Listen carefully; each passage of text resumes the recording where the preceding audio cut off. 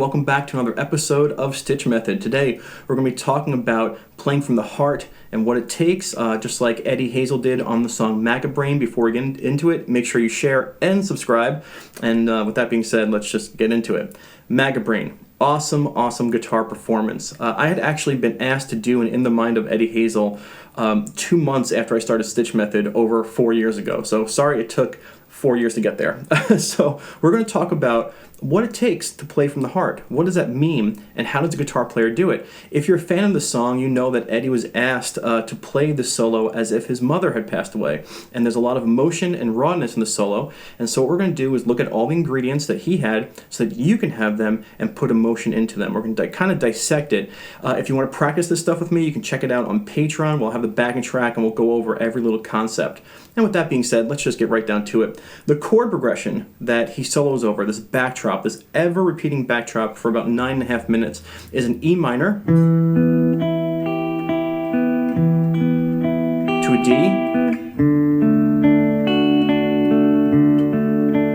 to a B minor, right, to a C. Now I have it on a loop here, and I'll play it. If you're curious, when they play it live, they play it the same exact notes, different fingering. I'll show you those fingerings as I play to the loop. Check this out.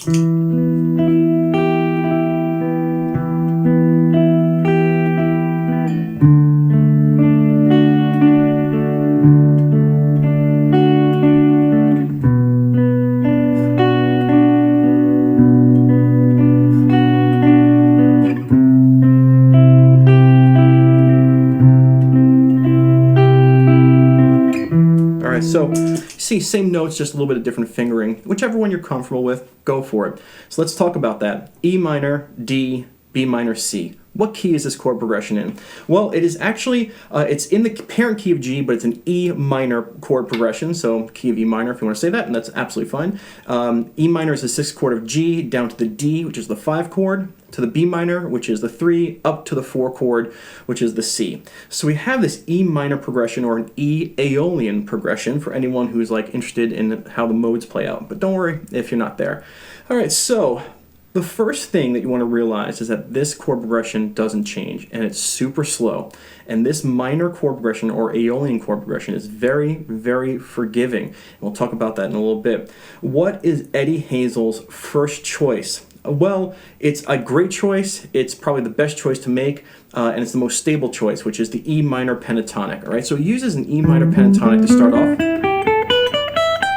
All right, and he has some distortion, and the first thing he's going to do, and I have notes here just to look at, make sure I don't miss anything, is that he's going to come in with bends from the flat 7 here to the 1. Remember that any time you bend anything, there's emotion in it. You can also hear bends of the 4th right here to the 5, and you're going to hear just playing. Now let's just talk about this. The E minor pentatonic, rule number 1 of the pentatonic, and you've seen it on my channel, is that it always sounds good. So to play from the heart on an E minor pentatonic, you have to trust in it. Imagine having a scale that will never let you down. That's what the E minor pentatonic is. So what does Eddie do?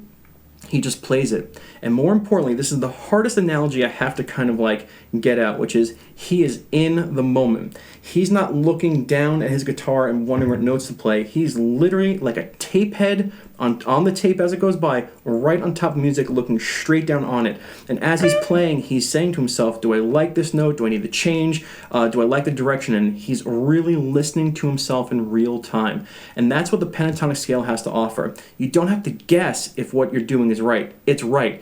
All it's left up to you is, can I play this in real time? Can I listen to what I'm doing? Can I, when I want to go higher, can I go higher? If I want to stay? Do I stay? Do I want to go lower? Just be in the moment. And so I'm going to load up this backing track. Excuse me, I have some distortion on. And I'm going to play a little bit, all right? And just trying to close my eyes, trust in the scale, listen to what I'm doing.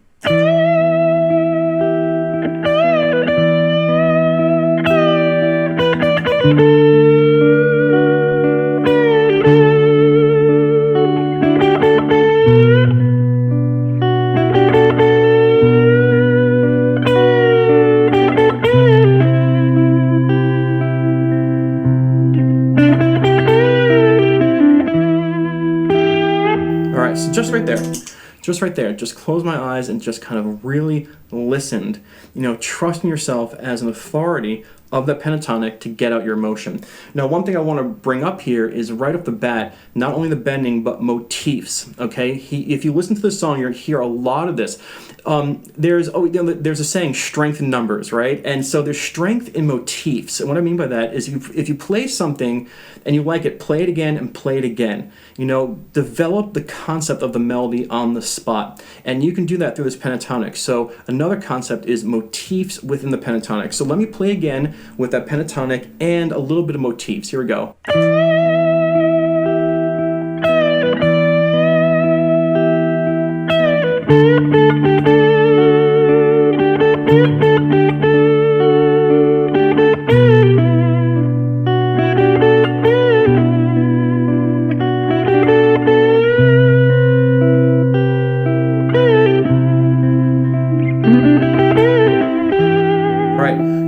How I really kind of, played that really a couple times over, developed the idea.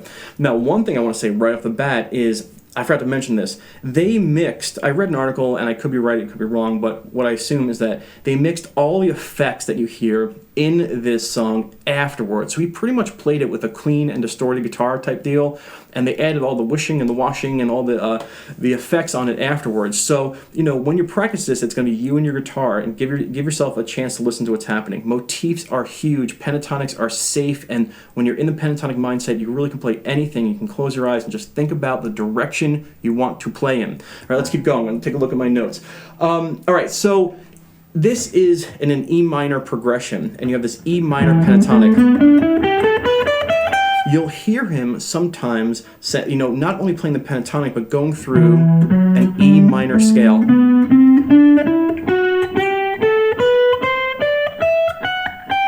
All right, so sometimes he's going to travel through the E minor scale.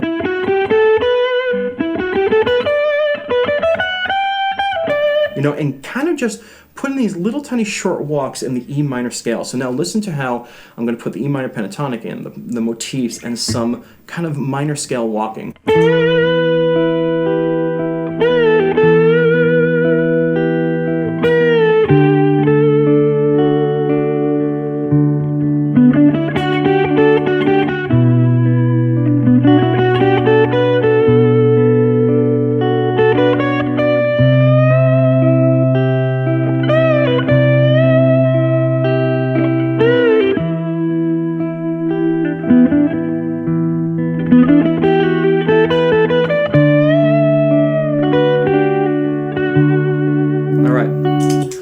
Minor scale walking in between pentatonic notes. And so we have all these ideas here. Now, I gotta say this before we get into it. There's a lot. And if you don't know the song Maggot Brain, you kind of want to listen to it and you want to listen for these things. There is a point where the backing track kind of fades away and it's just all this like swirling and whooshing and washing.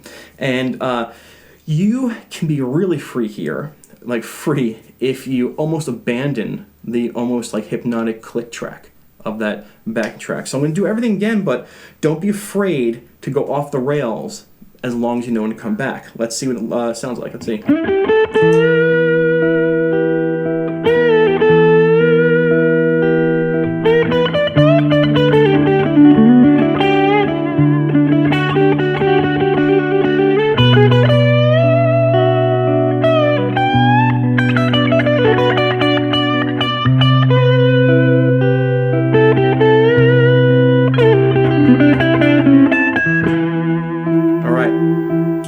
See there, I kind of just said, okay, I'm going to depart from that clicking track and kind of, do my own thing.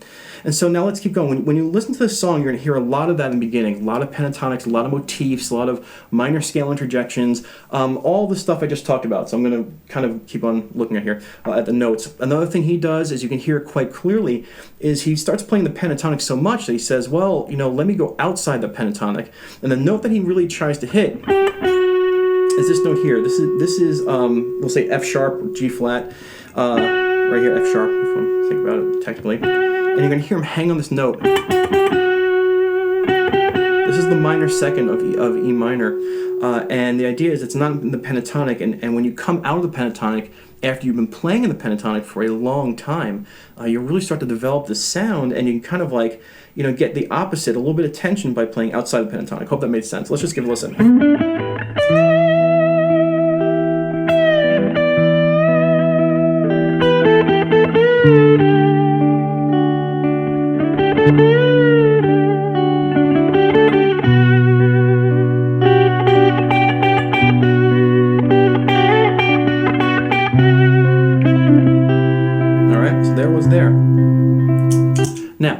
So now we have all this stuff, and we're just in this 12th fret form 1, and we're kind of bringing in all this stuff.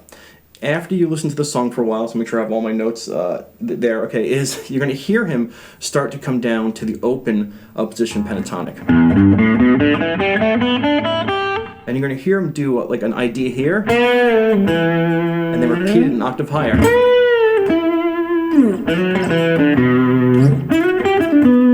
And so you can start now getting a little bit more depth by going to the lower octave, playing something, and then duplicating it in the higher octave. Let's see if I can get that down.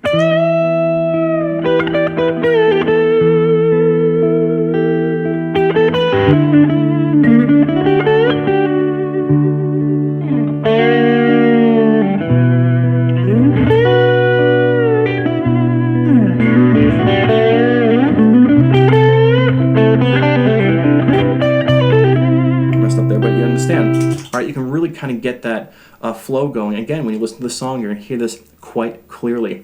I keep on looking at my phone to make sure I have everything. Another thing you want to start doing is, this is the cool thing here. We talked about going to that minor second a couple minutes ago, and it's outside the pentatonic. He does something really cool here, and it's just going to take a little bit of theory. Now, this right here could have been a move. Who knows? Who knows how it could have come about? He could have known it, could have done it on the fly, he could have been listening, saying this sounds great, but let's just justify why it works. He takes his E minor pentatonic, mixes it with a little bit of E minor, scale, but there is a point where he starts playing an E Dorian scale, and I'll show it to you clearly in a second. But E Dorian is really just a D major scale starting on the E, and it's like, well, why does that work? How did he know? We don't know how he knew. He could have known, he could have done it by accident, could have done it on the fly. It sounds good, but let me show you why it works.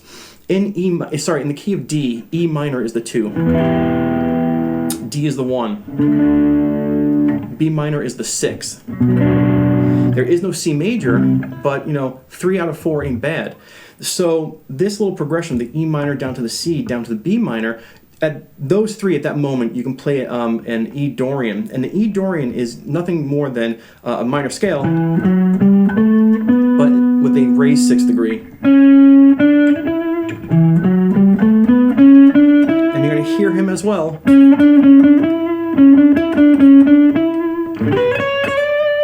It's actually right here too, sorry. You're going to hear him playing around with this E Dorian. Let's see what it sounds like.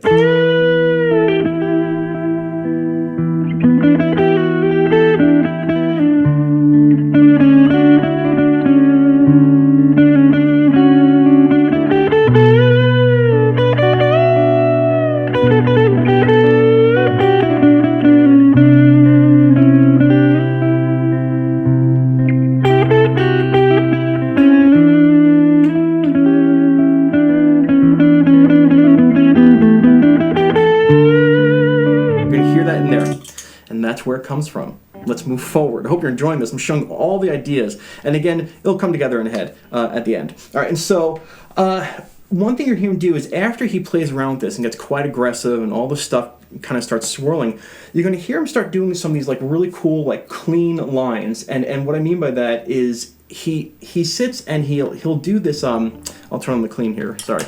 An E minor scale on the B string is where he is, and that's the 5th fret, 7th fret, 8th fret, 10, 12, 13, 15.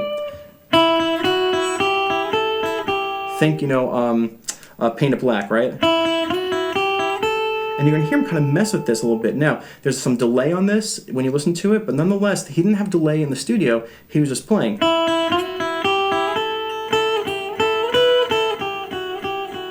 So let's see what it sounds like.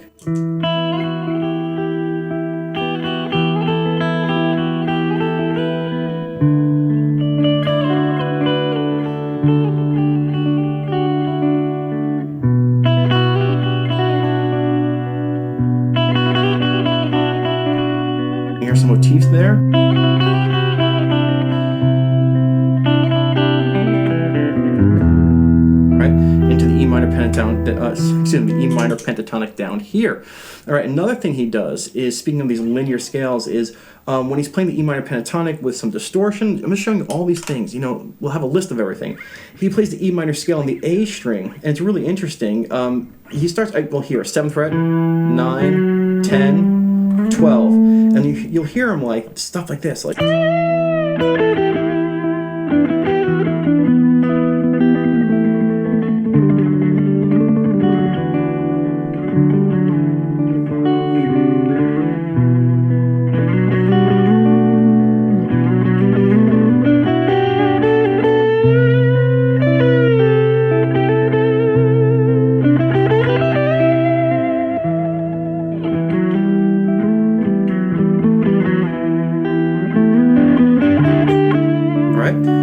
You'll hear stuff like that in his playing. All right, so before we go any further, and I don't know how far we are, I want you to understand, he has all of this experience with all of these different scales and ideas. This isn't the first time he played it. I have a very strong belief that nobody goes on stage or records something that they haven't at least gotten their fingers on. It's hard to make something truly up. So to play from your heart, you got to have a confidence level in everything you do. And everything we discussed, Eddie was very, very confident in. The pentatonics, the motifs, the linear scales, the octaves, back and forth. Dorian teases. He had a heart as a musician, and these were his tools to help get it out. But let's keep on going. All right. Oh, yeah. So he in another part of the song, you're going to hear him quite cleanly, kind of like...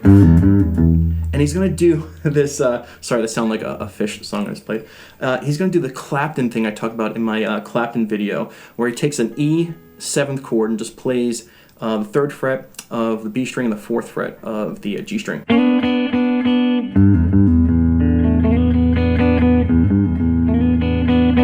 He's going to do exactly what I say in the Clapton video, brings up 2 frets. So here, pentatonics...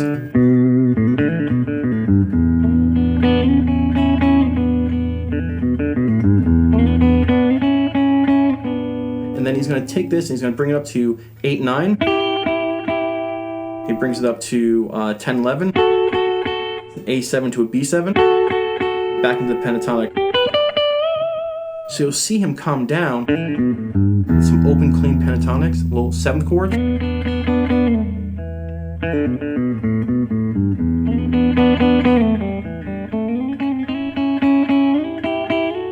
And then distortion comes back on. Back to the form 1 pentatonic. All right, and so all these ideas are all pointing towards not one thing, but E minor pentatonic. Listening to what you're doing in real time. Have the confidence to trust in all of your ingredients. Right, motifs. Make up the melodies on the fly and repeat them to solidify them. Let me just make sure I have everything there. That's pretty much everything. Give me 1 second just to go over the list. Stay right there. Before we get back to the action, I just want to mention a new partnership I have with Osiris at osirispod.com. These people are leading storytellers in music. They have so many good podcasts, and I want to just say, hey, give them a look. If you like listening to how musicians think about music and the history of any bands and discussion about guitar and theory, they have a podcast for you. Some of my favorites are Undermine, No Simple Road, and 36 from the Vault. These are some jam band oriented things, and they just have some new seasons. Undermine being my favorite, and if you're a Dead fan, 36 from the Vault is outstanding. So I just want to mention them. Osiris, thank you so much for contacting me, and I look forward to working with you. And again, if you're interested in hearing some really good podcasts, go check them out at osirispod.com. And now we get back to the action. All right, one thing I forgot to mention was there is a point where he also takes the E minor pentatonic, cleans it up, no distortion, and uses his art of rhythm. Now, again, there's delay on this when you listen to the original, but nonetheless, he's sitting here.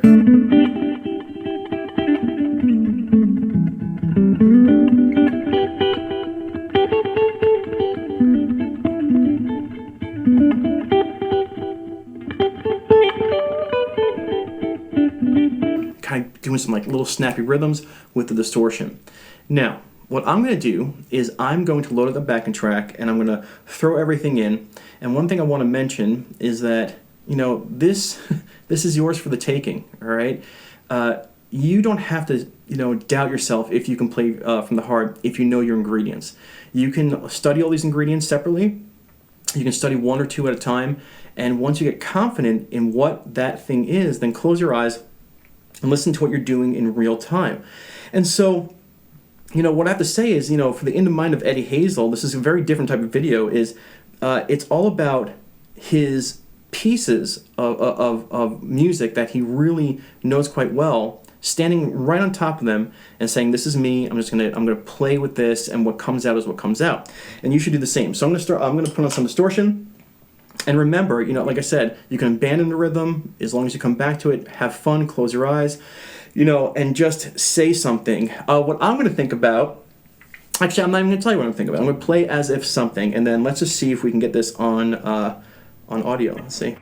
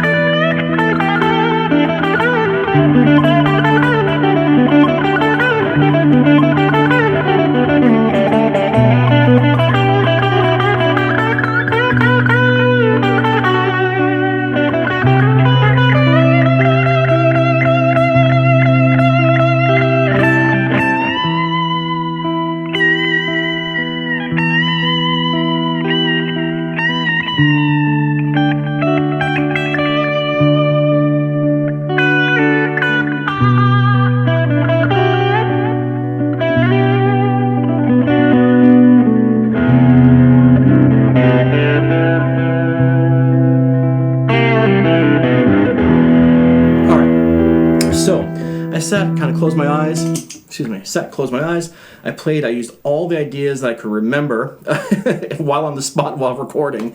And the idea is, for an In the Mind of Eddie Hazel, it proves that knowing your ingredients puts you on top of the music. When you have to sit and guess if what you're playing sounds good, you're not going to be in the moment. And playing from the heart is about being in the moment, learning your ingredients, learning that they work all the time, and then being free of them. I really don't know how good this video was. I'm going to put it out there. But if you want to play as if your mother died, or if you want to play from the heart, you really need to know what works, and you need to study it. And so again, if you want to practice this stuff with me, you can practice it on Patreon. Anyway, thank you so much for being here. I really appreciate your time. I'll see you on I'll see you on another episode of StichMethod. Bye-bye.